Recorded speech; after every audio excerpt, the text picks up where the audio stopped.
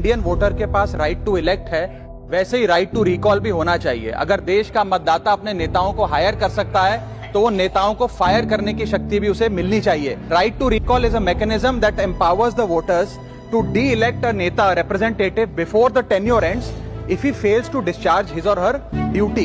Sir, हम MP MLA चुनते हैं, उसके बाद अगर वो काम ना करे, अपने वादे भूल जाए, जनता से दूर हो जाए, तो 5 साल तक इंतजार करने के अलावा जनता के पास कोई ताकत नहीं है।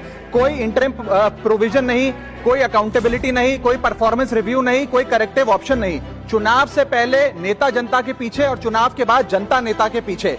और सर, 5 साल is too long a period in this day and age. अगर एक गलत फैसला गलत नेता को चुनने का लिया तो लाखों लोगों का भविष्य अंधकार में जाता है और पूरा क्षेत्र पीछे जाता है। Let me clarify that right to recall is not a weapon against politicians, it is an insurance policy for democracy.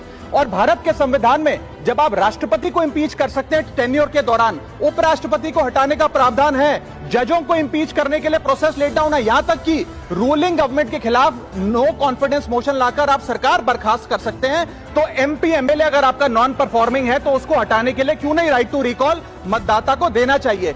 दुनिया की 24 से ज्यादा डेमोक्रेसीज में राइट टू रिकॉल का मैकेनिज्म लागू है, जिसमें यूएस, कनाडा, स्विट्जरलैंड जैसे देश है। मैं आपको उदाहरण देता हूं सर, कैलिफोर्निया में एक गवर्नर क्रिस डेविस नाम के नेता 2002 में चुने गए।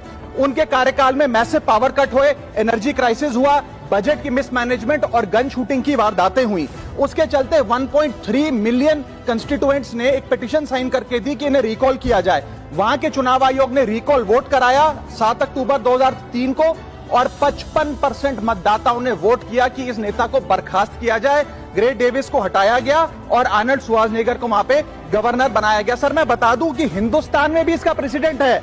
कर्नाटक, मध्य प्रदेश, महाराष्ट्र और राजस्थान में रिकॉल मैकेनिज्म ग्राम पंचायत के स्तर पे लागू है और ग्राम सभा के लोग मतदाता वोट करके उन्हें वापस बुला सकते हैं। सर, लेकिन इसका मिसयूज ना हो इसलिए हमें सेफगार्ड्स भी बनाने पड़ेंगे। एक थ्रेशोल्ड रखना चाहिए कि 35 से 40% मतदाता अगर साइन कर दे तभी राइट टू रिकॉल वोट करवाया जाए।